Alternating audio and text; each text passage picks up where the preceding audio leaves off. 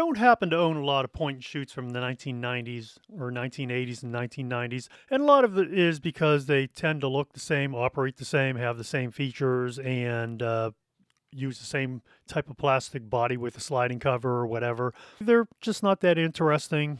Most of them have very small apertures and not a lot of flexibility. So after I said all that, in this video, we're going to look at a point and shoot. Why not, right? In the 1990s, some of the major camera makers did start producing some more luxury or higher end point and shoots. And of course, that would be Kyocera with its Contax T cameras, Ricoh with its Giro. Anyway, Konica with the Lexar, and Nikon, I think it had a TC series. Minolta it did as well, and Olympus, I think they called it the O-Ring. Right here is another camera that was, I guess, considered to be a very high-end camera, and you could see this was designed by F.A. Porsche. F.A. was Ferdinand Alexander, a descendant of Ferdinand Porsche, the fellow who developed the car of the same name, which still exists, obviously, by the way, is a very high-end sports car. Ferdinand Alexander designed the Porsche 911, and then one other model, I can't remember if it was the 908. I read that it was the 908. In any case, this particular camera was released in 1997 and was on the market for several years, and I'll show it to you now.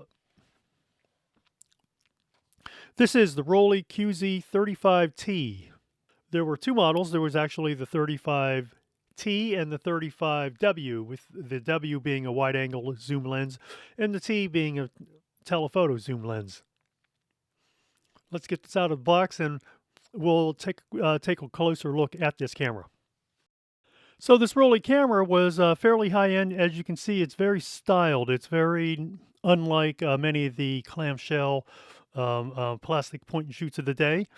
This featured a titanium exterior, what feels like, I don't know if it's actual snakeskin, but it's embossed, or maybe it is actual snakeskin, covering here and then on the back as well. It had quite a few features, some that would squarely put it into the point and shoot arena, and then others that actually would let it rise above that. Very quickly, I'll show you the flash. This was a dedicated flash unit. It plugged in on the side here, and then you screwed the flash into the side of the camera at this point.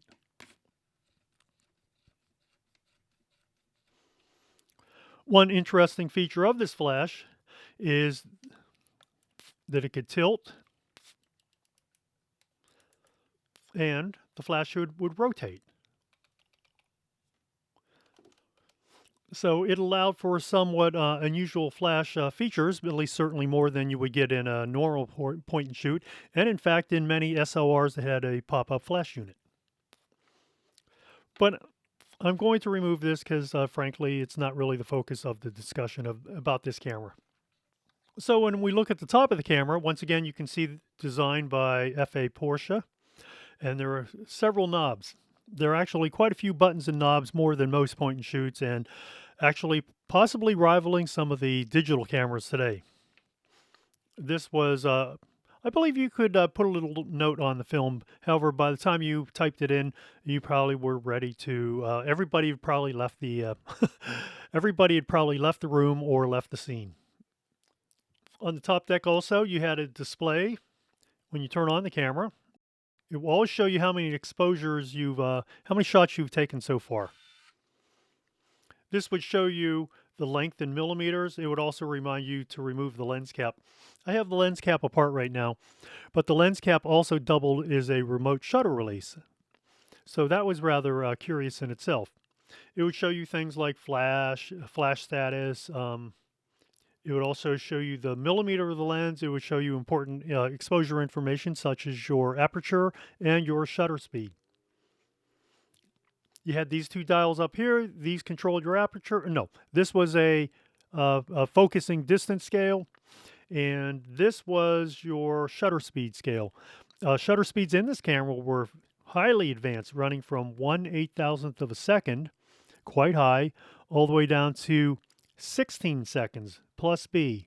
And then there was also a flash synchronization speed. That probably, I'm going to guess, was maybe 1/50th of a second.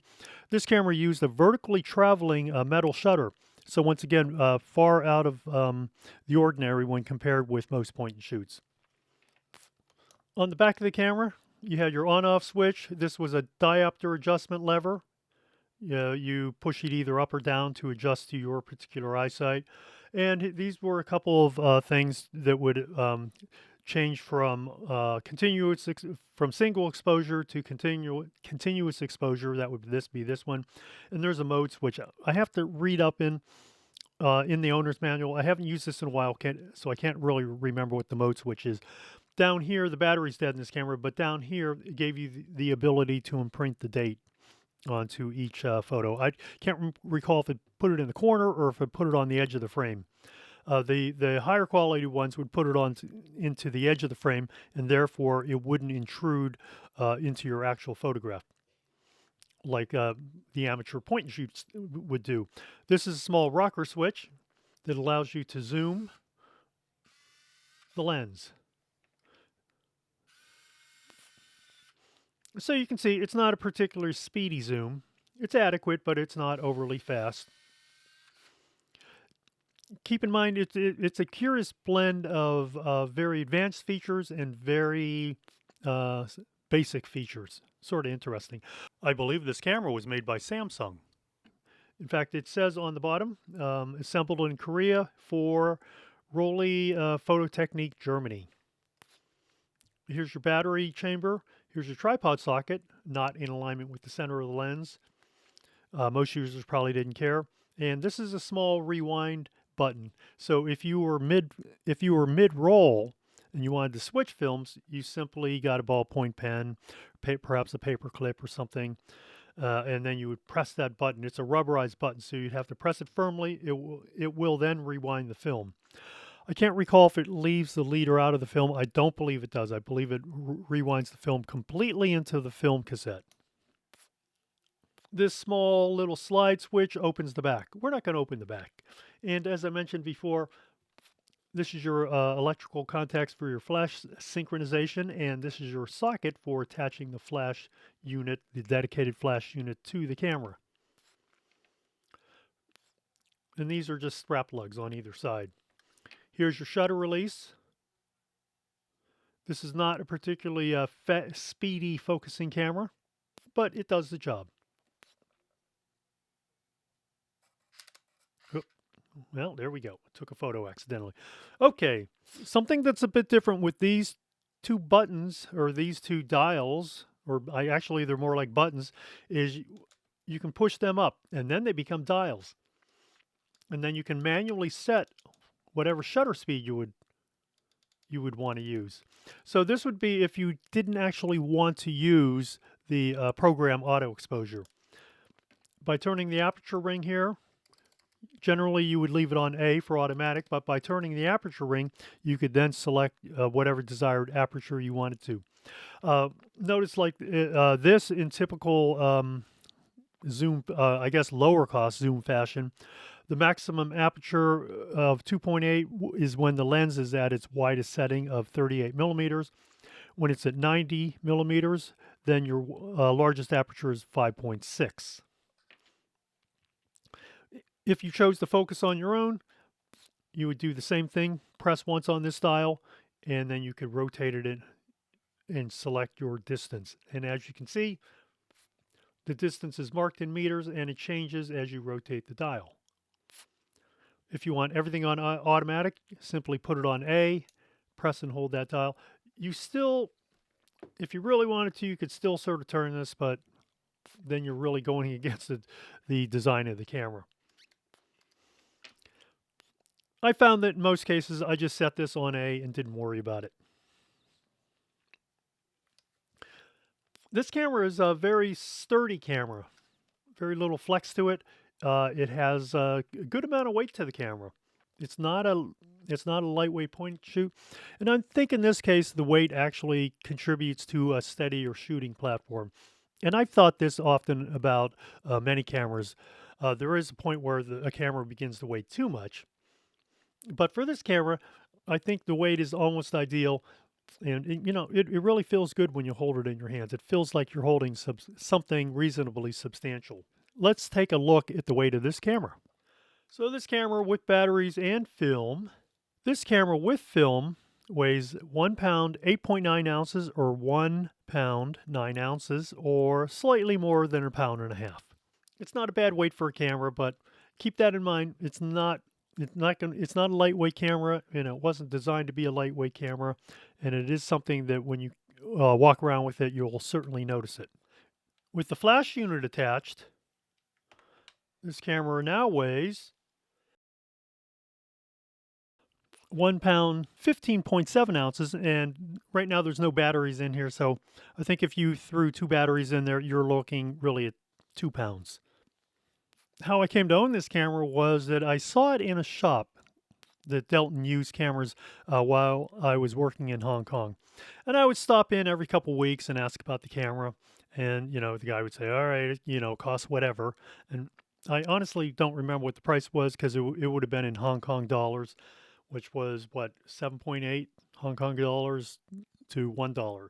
So whatever it was, he would always quote me the price. And after I think my fifth or sixth time, he probably got tired of me asking. He lowered the price to a point where I thought, okay, that's reasonable, and I bought it. And so that's how I came to own this camera. Uh, Also, if this camera sits for a while unused, it will retract the lens and turn itself off, as you just saw.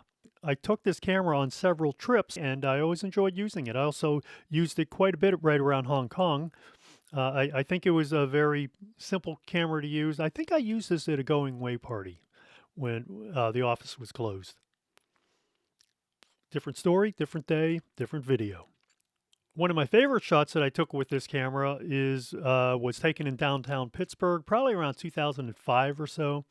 It was in the morning. I'd gotten off the bus.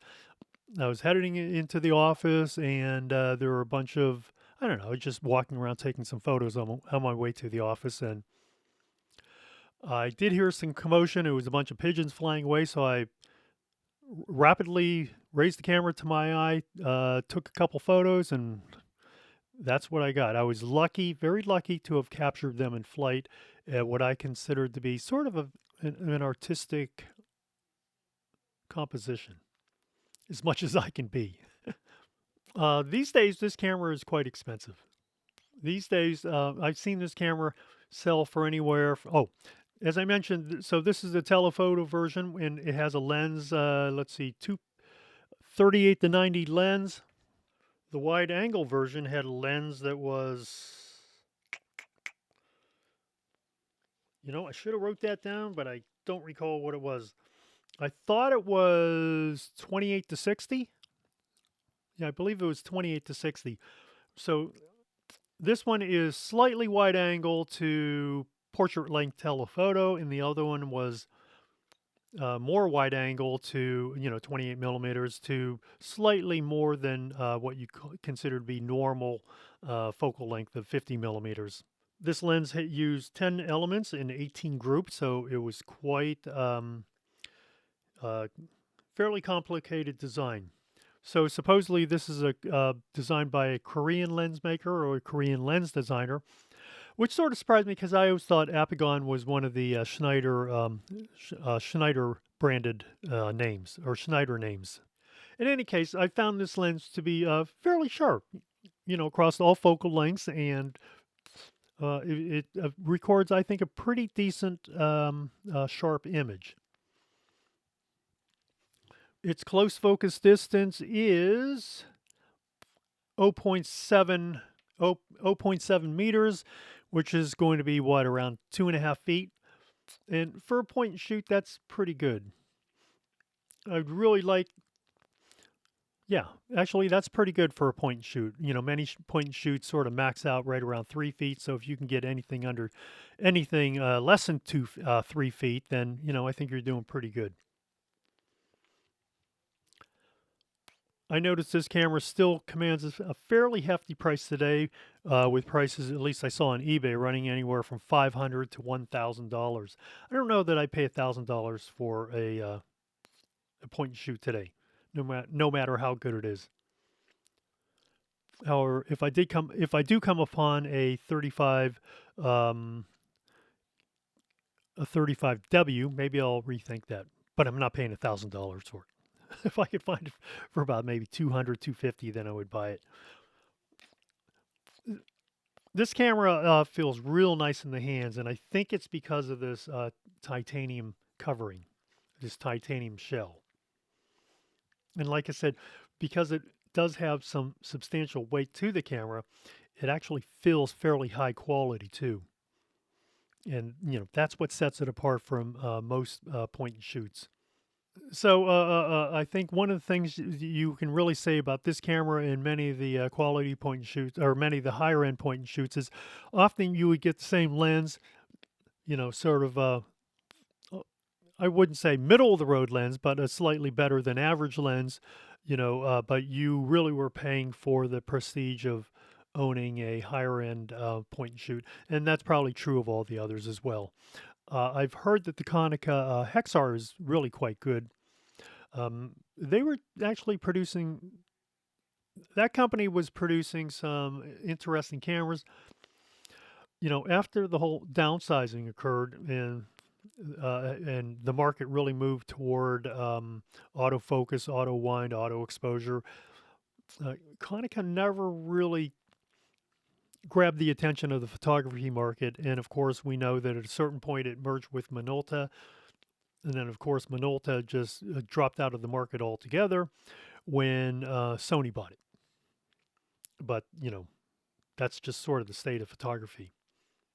So if there's one complaint that I do have about the camera, it is that this cord is coated with like that soft touch rubber coating, and a lot of it has flaked away. So what I've had to do is I've had to use liquid electrical tape to more or less coat the entire cable here. And you can see it looks, the coating looks a bit uneven in spots. You can see how it's thin and then thick, a little shiny, but however, it does look better than simply bare wires. I can't recall if I ever used this flash unit. I might have once or twice.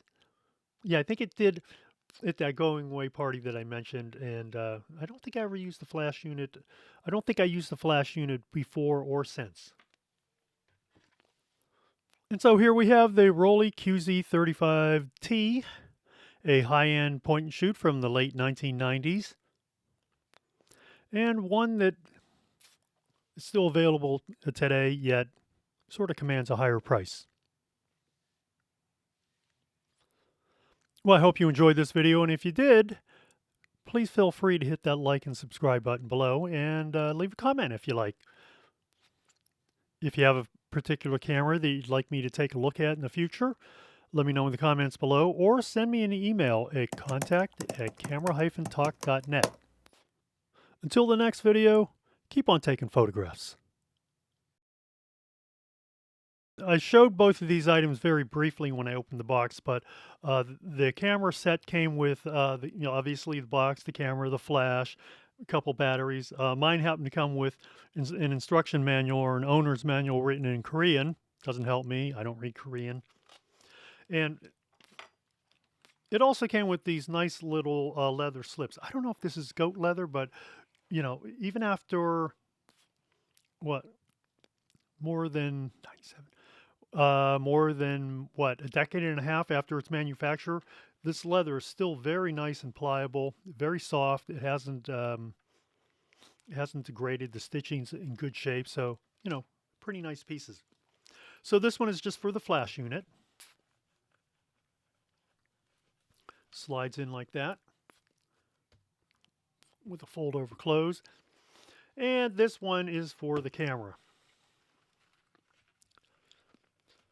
This camera has a Rollei branded neck strap, However, one of the connectors was sort of broken, so I never actually used it.